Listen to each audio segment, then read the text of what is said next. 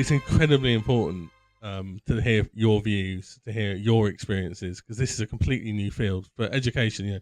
School life has been going on for thousands of years, and you guys are at the cutting edge of something teachers and education has never really had to deal with.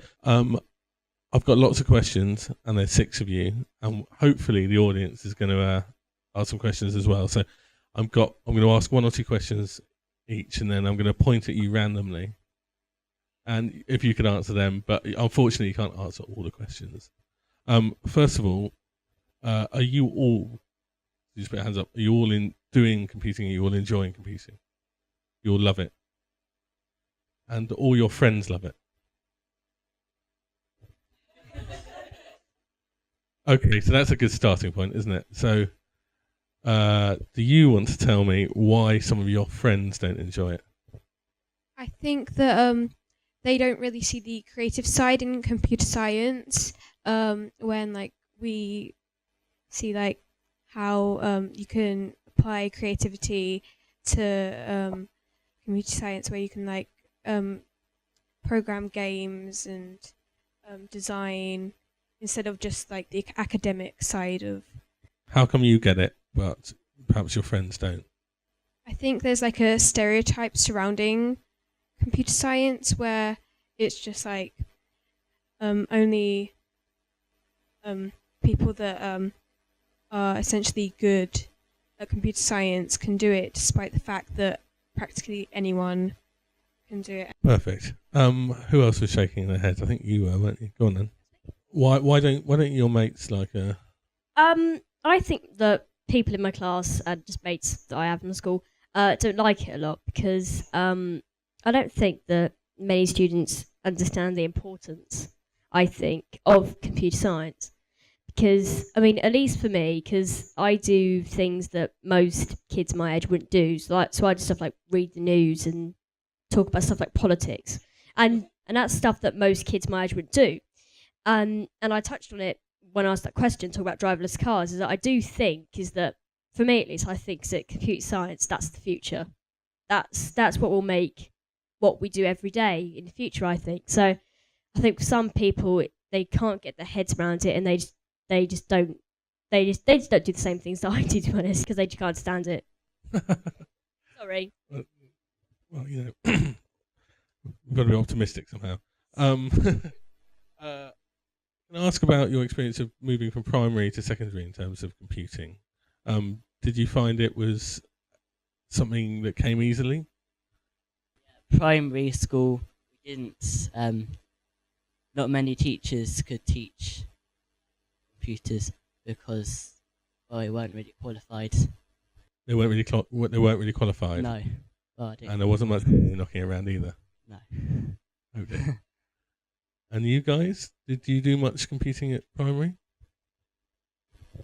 We did like the basics, but it was nothing like as fun as we do now, and like it was like basic stuff was literally like we did slight bits of Scratch and stuff, but it wasn't like stuff that we use as much in like, secondary school. Things were a lot better in secondary. Yeah. Oh, poor primary schools. The teachers were trying, I promise. Has anyone, before I just go on and on and on and on and on, has anyone got a question? There's one here. Can you say who you are? Hi, I'm Sarah Windram. I run a technology company in Leamington called the Emerald Group. We're an IT infrastructure business, so not quite as exciting as games. But obviously skills is very important. And I'm also on the board of the Coventry and Warwickshire Local Enterprise Partnership. What I'm interested to know is, we've talked a bit today about kind of joining the dots for you, and I'm interested in how you feel about knowing where that next step is in terms of your motivation to keep studying computer science. What's your experience? I do really enjoy computing, but I know there's more that I need to learn about it. And in primary school, we didn't do much, but now we've done quite a bit, like Scratch and other softwares. And do you think your teachers and your friends all really understand where you could go with this? I think some of them do, but not all of them like enjoy it or understand. It seems to be an ongoing problem. Oh, I've got another hand, which is exciting. Hi there, I'm Susan Green. I'm a teacher at the Crip School in Gloucester. I'd ask you, because we're talking about creativity and where to go, I just like, asking you guys, what is your idea of a creative project? What would you, if you had any number of experts who are going to help you, what would you want to make? What would you want to do? What would you like to do? You? I think like a creative project would be like maybe like making an actual like full game of your own. So then you get to like put your own ideas into it and actually like make it all yourself. And also you could also make like basic apps, because then it's all basically like creativity, like thinking about it, and like you could do it in teams, and like that's like team building as well and everything. Do you all is gaming and games, is that really one of the big motivations? Is there other stuff that interests you, or is it prospect of all just making games? Not the just, forget the just. I know where I am. The most important thing is making games. And they are amazing, of course. But gaming is a big part of it. Without gaming, it's just boring, isn't it? There's another hand at the back. There's all. Oh, this is perfect. Let's see, they didn't want the adults. There you are. Yeah, hi, I'm Jason from Sega, I'm a specialist in compliance lead. And I would like to ask you, for example, if you have an opportunity to create to build a team to develop a game, which kind of skills do you believe will be very useful for your team, would be really good for your team? If you have your responsibility is to build up this team, which kind of skills you believe would be very important for your team? So, do you think much about the skills that you need to, for example, make games? Anyone else? Do you want to answer? You need to be determined to finish, and you need resilience, because if something doesn't work out, you wouldn't just give up. You carry on until you get there. I think that's a brilliant answer. There's another hand up over here. I think you need certain aspects of things you can learn over school. When you make a game or anything, you're going to need things like art. I'm absolutely atrocious at art, but there are people that are good at art.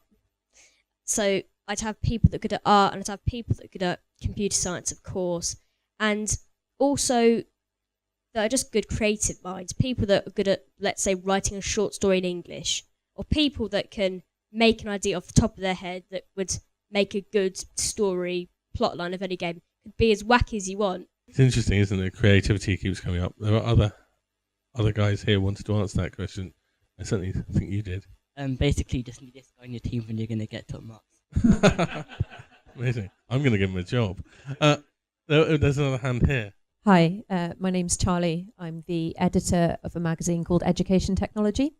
And my question fits into that really well, actually. I was just wondering what other subjects you guys take and what other interests you have that fit into your computing skills. So I suppose another way, is it all about science at the end? I haven't heard from you for ages. No, it also involves maths. I think I'm not really sure, but with maths it helps out calculate what you need to make the app with, if you know what I mean, Yeah, absolutely. How many of you like art? Oh, that's good. So can I ask you a question? How do you think art works with computer science? I think like graphic designing for the actual game, when like creating a game, would affect it. And since art uses creativity, I think it would help with ideas. Absolutely. I think our friends from the computer games industry here would be nodding away happily. And music? Yes? No? You like music? That's good. And how much of you really think are brilliant at science? Oh, really? That's interesting. I'm okay, but I'm not brilliant, really. Excellent. There were more hands up. I saw them. Anyone else? Oh, there's one here. A man with an excellent beard. Oh yeah, I'm James Bessany. I work at Plymouth University with new primary school teachers, so people who are training to teach primary school. And earlier, some of you mentioned how what you learnt at school, at primary school, wasn't really that good, although there wasn't that much of it. So what I'd be interested to hear, because I'm going to go back to university and teach my teachers what you tell me to teach them. So what would you like to have done in terms of computing at primary school? Who would like to answer that? I think, no, look at, there's a hand here. Great. I think it could have been more actual coding than just like playing around on like Minecraft and stuff. I think it should be a little bit more theory, so that it's like not such a big jump when you suddenly go to secondary and have to do it like all of it. So I think like a bit more coding and actual like the theory of it will be better. Would you like to have been taught more coding at primary school? I think it would have helped me a bit more in secondary school, because most of the stuff I've learnt in primary school, it has helped me. So if I learnt a bit more about computing, I would have done a little bit better now. Do you guys agree? Well, basically, it would have helped if we had at least one lesson a week. You didn't even have one lesson a week? No, it's like once a month.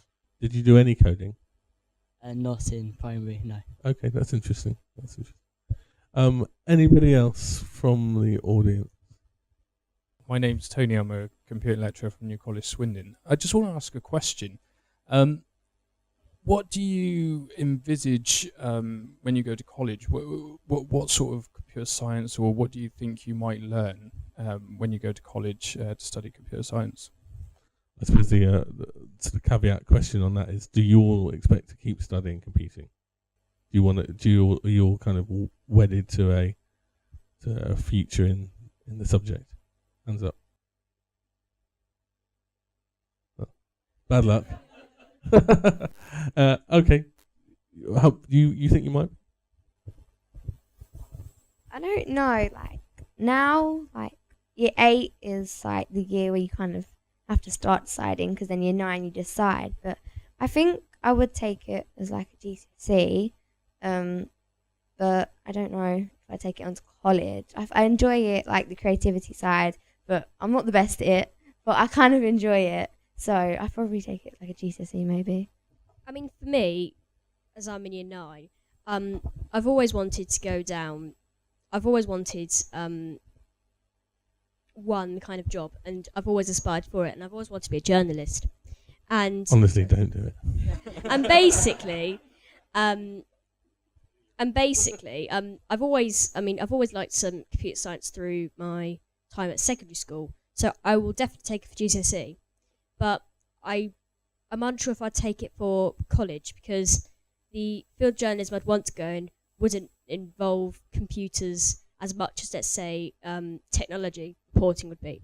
I.e., it's going to be in the political spectrum, and also even though you're going to use stuff like Twitter and many other sites and many other forms that we use computer science, I might not take college, but I still think it would help me a lot if I was going to have work in the bustling city of London as we are in now, really. But anyways. I could talk to your point for hours, but I promise, honestly, even in journalism, doing computer science is a good idea. Keep doing it. Anybody else? But there's a hand there. Sorry, I've got another question. Do you think that you've had enough, or do you think the industry like Sega and PlayStation are doing enough to come into schools and promote computer science to educate you for jobs? Do any of these have any of these companies come in and seen you guys? Digital Schoolhouse. You do Digital Schoolhouse, presumably. Well, I mean, our teacher does it for other schools, but we just have the lessons that taught from her. So we haven't had any of those camp things or anything like that. So no, but no, like PlayStation or Sega has seen us. But would be nice once in a while, but no pressure, chaps. No pressure. Get what you give them, don't you? Guilt you out. Can I ask your hands? Have any of you guys had any companies like Sega or PlayStation come into your school? Would you like them to? Look at that. Yeah, go on. So what will you do when you go back to school after this? What are you going to ask of your teachers? If we can get our school more involved in, like, all the company owners visiting us, yeah. Maybe we could like do some like the boot camp kind of things, and yeah, maybe that would help. I think that if schools got more involved in the industry of computer science, it would encourage students to take it for further levels. I think I would ask my teacher, and I think I would myself, to try and research for any developers, any game studios in Brighton. As Sashman said earlier, there is a industry in Brighton, so I think I'd look into that with my teacher. I'm not really sure. If maybe some people come and teach us, maybe it can give maybe lots of us advice on if we want to do it or not. Do you feel that there's enough creativity in the way that you're taught computer science? Yes or no? Put your hands up for yes. There is. And for no? Oh, I'm going to ask you why not. I feel it's kind of like work. Like most of the stuff we do, we don't put like our own ideas into it. This is I'm going to give you the final word. Are you ready? This is a real honour. Have you got a microphone? Go on, answer the question. And because there's already lots of Xbox games and PS games, we've got an idea of them, but I think they're taking maybe a bit over our crowd, like thinking, because there's so many ideas. Like we all know, just like the shooting games, you know, all that lot. Like that's in our head, and we don't really think about other options. Marvellous. Look, I've been told to keep to time, so I'm going to have to wind this up. Ed, yeah, we have another question. Oh, okay. Sorry, one last one. Hello. So I assume you're on the panel because you've all done digital schoolhouse lessons at your school. Is that right? So a few of you have said that you thought more coding lessons and more Scratch was important to you learning digital skills. But do you sort of see the benefits in learning the digital schoolhouse offline method of teaching in teaching you that computational thinking? What do you think the real benefits are? What do you think that you're learning through that way? Go on, then you can answer this. Well, we haven't had any schoolhouse lessons, but passing on computational thinking, I do think it is very good to understand what is behind how a computer can work and what can happen with a computer if it is used correctly. And I do think it's very interesting to see if you can just meddle with the code a bit, or if you can just change this little letter for another letter or something. I find that very interesting, and I find that one reason why I go into every computer science lesson and think, I'm going to learn something new today. Let's learn something good. Does anyone else want to answer this question? You guys, do you want to answer it? Anyone? In that case, yes, you would? Oh, perfect. I think it's good that like you don't just learn how to make stuff, like you learn what's behind like the making and like the codes and everything. And I find it like interesting that like how the like tiniest things make such a big difference in the games with them. Oh, I'm gonna get in trouble. But okay, go on then. We've got 6 bright young students here who've all been studying and who've been studying computer science and coding. And when the question was asked of them who was going to progress further than GCSE, not one of them put their hand up.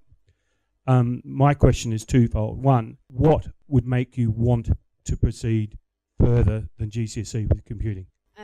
I think that none of us really want to do it after GCSE because in my primary school we barely did anything of it, and we were used to the other lessons, and then having this lesson very later on, it kind of changes our view on stuff, on computer science, because it's a shock to us kind of thing, learning new stuff at a later age compared to other lessons like maths, science. We do it all the time. So think of being optimistic. Do you think after you've done it for a year or two, you might actually find some more enthusiasm for it by the time you get to 16? When we understand it more, maybe when we're older. That's a deeply profound answer. Thank you. I love it. And any of you guys want to say anything? Okay, you'll have the fight. You will have. I think that maybe people, or like students, don't want to carry on from GCSE because we haven't had long enough to like get into it. Because most of us has like just started it like pretty much in secondary, so it's not. We haven't had long enough to like understand it fully and like enjoy it like enough to carry it on all the way through to like college and university. So maybe like we do need to get it in like in primary school younger so that people can carry it on. So there's a lesson there, isn't there, which is we need to get it right in primary school first. Look, I chair a lot of panels. I do a lot of things like this, but this is my favourite of the year so far. So can you all join me in saying thank you very much to 6 fabulous kids?